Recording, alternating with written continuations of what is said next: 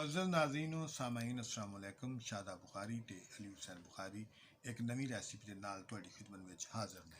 ਨਾਜ਼ਰੀਨ, ਅੱਜ ਅਸੀਂ ਤੁਹਾਨੂੰ ਖਾਲਸ ਦੁੱਧ ਦੀ ਖੀਰ ਬਣਾਉਣੀ ਸਿਖਾਵਾਂਗੇ। ਮੁਅੱਜ਼ਜ਼ ਨਾਜ਼ਰੀਨ, ਦੁੱਧ ਇੱਕ ਮੁਕੰਮਲ ਗ਼ਜ਼ਾ ਹੈ ਜਿਹਦੇ ਵਿੱਚ potassium, sodium, magnesium, phosphorus, sulphur ਤੇ ਕਲੋਰੀਨ ਜਿਹੇ ਮੁਰੱਕਬਾਤ ਬੜੀ ਵਾਫਰ ਮਿਕਦਾਰ ਵਿੱਚ ਪਾਏ ਜਾਂਦੇ ਨੇ।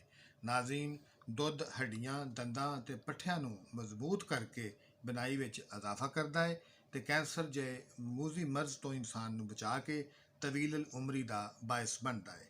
ਨਾਜ਼ਰੀਨ, ਦੁੱਧ ਨੂੰ ਅਗਰ ਛਾਣ ਕੇ ਇਸਤੇਮਾਲ ਕੀਤਾ ਜਾਏ ਤੇ ਸ਼ੂਗਰ ਤੇ ਬਲੱਡ ਪ੍ਰੈਸ਼ਰ ਤੇ ਮੈਦੇ ਦੇ ਤਮਾਮ ਅਮਰਾਜ਼ ਨੂੰ ਖਤਮ ਕਰਦਾ ਹੈ। ਨਾਜ਼ਰੀਨ, ਦੁੱਧ ਤੋਂ ਹੋਰ ਵੀ ਕਈ ਪ੍ਰੋਡਕਟ ਬਣਾਏ ਜਾਂਦੀਆਂ ਨੇ ਜਿਹੜੀਆਂ ਇਨਸਾਨੀ ਸਿਹਤ ਵਾਸਤੇ ਇੰਤਹਾਈ ਮੁਫੀਦ ਨੇ।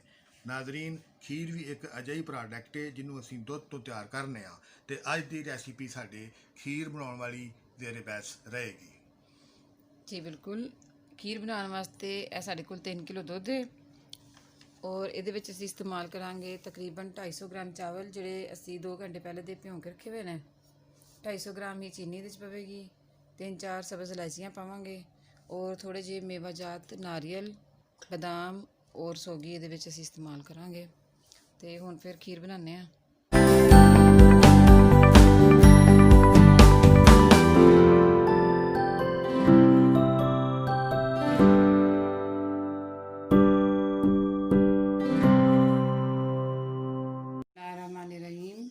ਖੀਰ ਬਣਾਉਣ ਵਾਸਤੇ ਇਹ ਸਾਡੇ ਕੋਲ 3 ਕਿਲੋ ਦੁੱਧ ਹੈ। ਸਭ ਤੋਂ ਪਹਿਲੇ ਅਸੀਂ ਇਹਨੂੰ ਗਰਮ ਕਰਨੇ ਆ ਥੋੜੀ ਆਂਚ ਤੇਜ਼ ਤੇ ਇਹ ਜਿਹੜੇ 2 ਘੰਟੇ ਪਹਿਲੇ ਦੇ ਅਸੀਂ ਚਾਵਲ ਭਿਉਂ ਕੇ ਰੱਖੇ ਸੀ ਇਹਨਾਂ ਨੂੰ ਅਸੀਂ ਇਹਦੇ ਵਿੱਚ ਸ਼ਾਮਿਲ ਕਰਾਂਗੇ।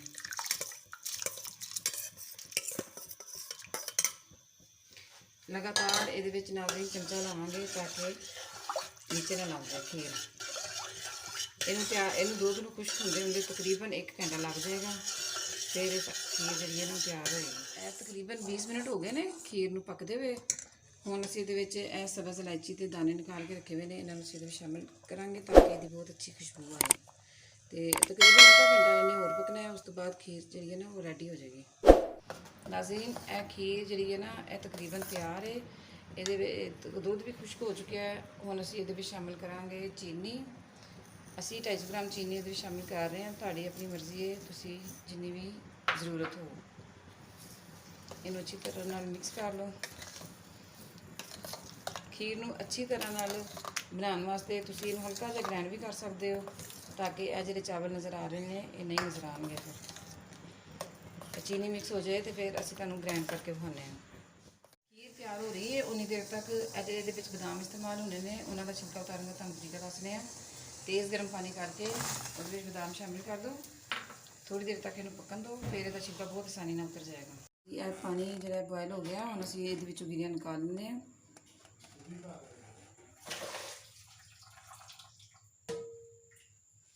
ਇਸ ਤਰੀਕੇ ਨਾਲ ਇਹ ਦੇਖੋ, ਇਸ ਤਰ੍ਹਾਂ ਬਹੁਤ ਆਸਾਨ ਹੈ ਇਹਨੂੰ ਛਿੱਲਣਾ। ਆਰਾਮ ਨਾਲ ਇਸ ਤਰ੍ਹਾਂ ਛਿੱਲੀਆਂ ਜਾ ਸਕਦੀਆਂ। ਹੁਣ ਅਸੀਂ ਖੀਰ ਤਿਆਰ ਕਰ ਲਈ ਹੈ। ਇਹਨੂੰ ਅੱਛੀ ਸ਼ਕਲ ਅਗਰ ਤੁਸੀਂ ਇਹਦੀ ਬਣਾਉਣਾ ਚਾਹੁੰਦੇ ਹੋ ਤਾਂ ਇਹਨੂੰ ਹਲਕਾ ਜਿਹਾ ਅਸੀਂ ਗ੍ਰਾਈਂਡ ਕਰਾਂਗੇ।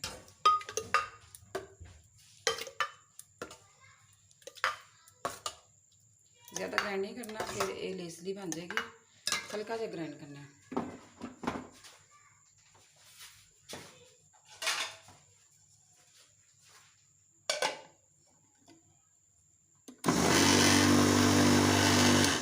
ਬਸ ਇੰਨਾ ਗ੍ਰਾਈਂਡ ਕਰਕੇ ਹੁਣ ਅਸੀਂ ਇਹਨੂੰ ਡੋਂਗੇ 'ਚ ਨਿਕਾਲ ਲੈਂਦੇ ਹਾਂ। ਇਸ ਤੇ ਇਹ ਦੇਖੋ ਨਾਜ਼ਰੀਨ, ਬਹੁਤ ਅੱਛੀ ਸ਼ਕਲ ਦੀ ਖੀਰ ਤਿਆਰ ਹੋਈ ਹੈ ਔਰ ਅੱਛੀ ਤਰ੍ਹਾਂ ਨਾਲ ਇਹਦੇ ਚਾਵਲ ਜਿਹੜੇ ਨੇ ਉਹ ਮਿਕਸ ਹੋ ਗਏ ਨੇ। ਬਾਕੀ ਖੀਰ ਨੂੰ ਵੀ ਅਸੀਂ ਇਸ ਤਰ੍ਹਾਂ ਹੀ ਗ੍ਰਾਈਂਡ ਕਰਕੇ ਤਿਆਰ ਕਰਨੇ ਆ। ਬਹੁਤ ਹੀ ਲਜ਼ੀਜ਼ ਔਰ ਮਜ਼ੇਦਾਰ ਖੀਰ ਤਿਆਰ ਹੈ। ਅਗਰ ਤੁਹਾਨੂੰ ਸਾਡੀ ਰੈਸਪੀ ਅੱਛੀ ਲੱਗੇ ਤਾਂ ਤੁਸੀਂ ਟਰਾਈ ਕਰਿਆ ਜੇ ਤੇ ਸਾਡੇ ਚੈਨਲ ਨੂੰ ਸਬਸਕ੍ਰਾਈਬ ਕਰਿਓ ਔਰ ਬੈਲ ਆਈਕਨ ਦਾ ਬਟਨ ਦਬਾ ਦਿਆ ਜੇ ਤਾਂ ਕਿ ਨਵੀਆਂ ਵੀਡੀਓਜ਼ ਤੁਹਾਨੂੰ ਮਿਲਦੀਆਂ ਰਹਿਣ। मुअज़्ज़ज़ नाज़रीन, मेरे बस में हो तो कभी कहीं कोई शहर ऐसा बसाऊं मैं, जहाँ धूप छाँव गले मिलें, जहाँ बांझ रुत में भी गुल खिलें, जहाँ चाक हो कोई पैरहन, न सुखनवरों की ज़ुबां कटे, न ज़मीरे लौहो कलम हो सैदे सितम गरां, न गदागरी का रवाज हो, न सपाओ लश्करे अहले हरफ के لب سلیں، جہاں چاہتوں کے ہجوم میں کبھی گیت امن کے گاؤں میں، جہاں زندگی کا رجز پڑھوں، جہاں بے خلل گنگناؤں میں، جہاں موج موج کی اوٹ بنے تو کرن بنے مسکراؤں میں، میرے مس میں ہو تو کبھی کہیں کوئی شہر ایسا بساؤں میں۔ معزز ناظرین، اس نال ہی اج دی ریسپی دا ویلا بھی مک گیا ہے تے مینوں تے شادہ بخاری نوں اجازت دیو۔ انشاءاللہ پھر کسی ہور ریسیپی چ جلد ملاقات ہوئے گی۔ جیوندے واسطے رہو، رب راکھا۔ اللہ حافظ۔